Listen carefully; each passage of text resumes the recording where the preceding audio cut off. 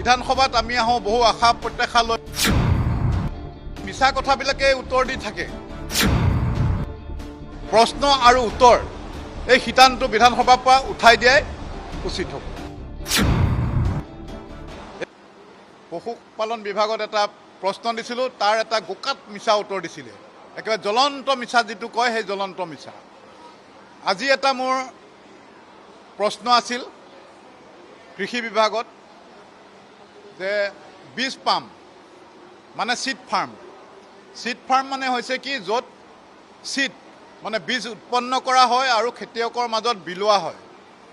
তো উত্তৰত মই পাইছোঁ যে অসমত 52খন চিড ফাৰ্ম আছে, ঠিকে আছে।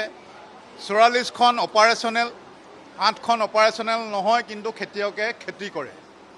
কিন্তু তেওঁলোকে ভুলটো ক'ত হৈ গ'ল, মোৰ সমষ্টিত এখন চিড ফাৰ্ম আছে, ফলঙনি চিড ফাৰ্ম, ফলঙনি বীজ ফাৰ্ম। সেইখন তেওঁলোকে লিখিলে যে এইখন অপাৰেশ্যনেল হৈ আছে আৰু খেতিয়কে কণ্ট্ৰেকচুৱেল বেচিছত ইয়াত খেতি কৰি আছে। চিড ফাৰ্ম মানেতো বাৰু খেতি কৰা নুবুজায়, তাত চিড উৎপন্ন হয়। কাৰণ আপোনালোকে জানে যে অসমত কোটি কোটি টকাৰ চিড মানে বীজ বাহিৰৰ পৰা অনা হয়। আমাৰ এই চিড ফাৰ্মবিলাক যদি সক্ৰিয় হ'লহেঁতেন, যদি কামত হ'লহেঁতেন, তেতিয়া বহু পইচা আমাৰ বাচিলেহেঁতেন আৰু খেতিয়কেও ভাল বীজ পালেহেঁতেন।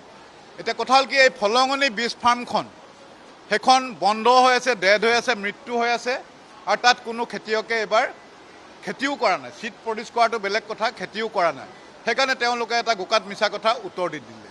মই সদনত এইটো উত্থাপন কৰিলোঁ পইণ্ট অফ অৰ্ডাৰত, আৰু মাননীয় আমাৰ মন্ত্ৰী শ্ৰীযুত পীযুষ হাজৰিকা ডাঙৰীয়াই কৈছে যিজন বিষয়াই এই মিছা উত্তৰটো দিছে তেওঁক মই ছাছপেণ্ড কৰিম।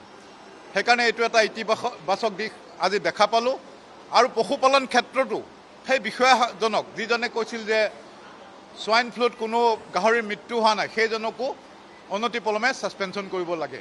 কাৰণ বিধানসভাত আমি আহোঁ বহু আশা প্ৰত্যাশা লৈ, বিধায়কসকল আহে, কিবা এটা প্ৰশ্ন কয়, তাৰ উত্তৰটো বিচাৰে। যদি মিছা কথাবিলাকে উত্তৰ দি থাকে, তেনেহ'লে আমি সেই প্ৰশ্ন আৰু উত্তৰ এই শিতানটো বিধানসভাৰ পৰা উঠাই দিয়াই উচিত হ'ব। এইখিনিকে মই আজি বিধানসভাত মই স্পীকাৰ মহোদয়কো গুহাৰি জনাই আহিছোঁ।